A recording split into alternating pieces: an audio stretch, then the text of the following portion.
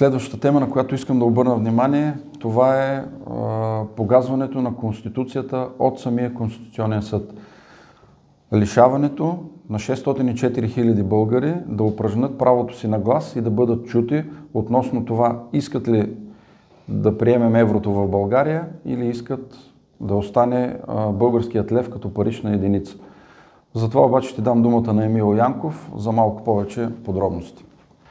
Както знаете, през изминалата 2023 година повече в рамките на 3 месеца от началото на януари до началото на април огромно количество хора от симпатизанти и членове на ВЪЗРАЖДАНЕ, както и не членове, просто български граждани, които се интересуват за бъдещето на България, събираха подписи в цялата страна по площади, улици, без оглед на това какво е времето, дали пече слънце, дали вали дъжд, дали вали сняг, дали духа вятър.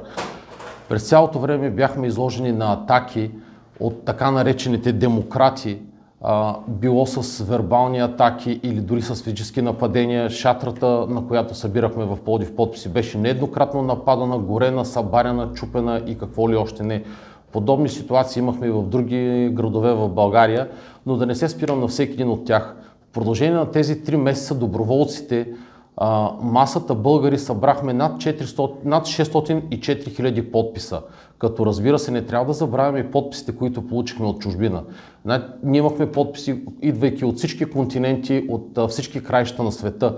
Лично при мен идваха подписи от Занзибар, от Япония, от Австралия имахме подписи, от Аржентина, от къде ли не, от Съединените щати имахме наш член от организацията ни в Ню Йорк лично дойде и донесе няколко листа с подписи, които са събирани предвид огромните разстояния в Ню Йорк, от къща на къща, от човек на човек.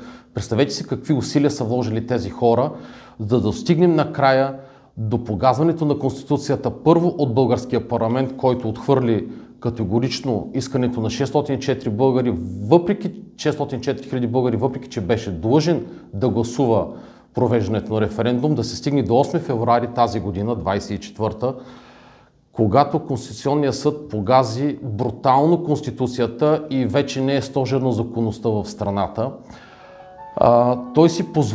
Конституционният съд си позволи да зачеркне мнението и желанието на такава огромна маса от българския народ. Като тук вече всички думи биха били излишни след това, което се случи.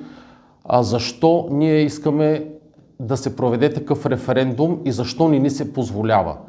Накратко. Защото това е записано в Конституцията на страната като право на всеки един български гражданин да изразява свободно мнението и желанието за бъдещето развитие на страната.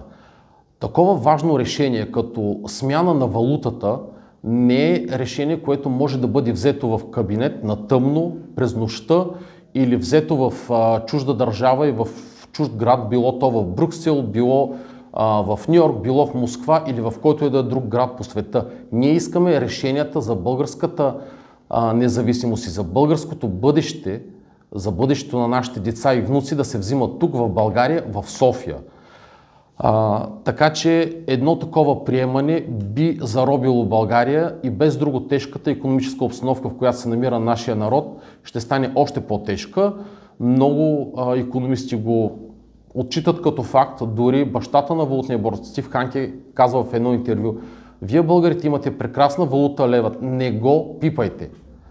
Какво повече мога да кажа след думите на Стив Ханке?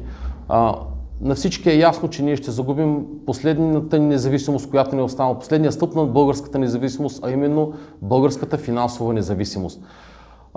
Много от нашите опоненти казват, че когато ние сме валутен борд от 1997 година насам, така или иначе сме вързани към еврото. Ние може да сме вързани към еврото, но имаме, освен валутен, имаме златен резерв, който гарантира стабилността на нашата валута и ако почувстваме несигурност във валутата, към която сме вързани, можем винаги да я променим. Ако приемем еврото, това вече не може да стане, защото има механизъм за влизане в еврозоната, но за излизане такъв не съществува. Освен това, ние вече веднъж сме променили валутата, към която сме вързани. В началото, когато валутният борд беше създаден, ние бяхме вързани към германската марка. След нейното примахване, съответно, се вързахме към еврото. Ако се наложи в даден момент, можем да се вържем към друга валута или към кошница от валути. Нещо, което нашите демократични опоненти, така, нали, шеговито казвам, демократични, не приемат и не споделят това мнение. И какво друго да кажа? Ще се борим, организираме протести, както видяхте, имахме пред Конституционния съд по време на взимане на решението, следваха серия от затваряне и блокиране на гранични пунктове и магистрали. Няма да спрем до тук, защото не можем да позволим гласа на 604 хиляди българи да бъде потъпкан, скъсан и изхвърлен в кочето за боклук. И разбира се, искам да призова всички. На 9 юни ще има евроизбори в България. Вашият глас, вашият референдум може да бъде тогава. Излезте и гласувайте. Дайте своя глас за свободата и независимостта на България, защото така гласът ви ще бъде чут в Европа. Ние също така започваме и нова подписка, която нашите бъдещи евродепутати да внесат в Европейската комисия и заедно с нашите партньори, защото вече сме член на ID, това е нова група в Европарламента, която ще влезе в действие след евроизборите.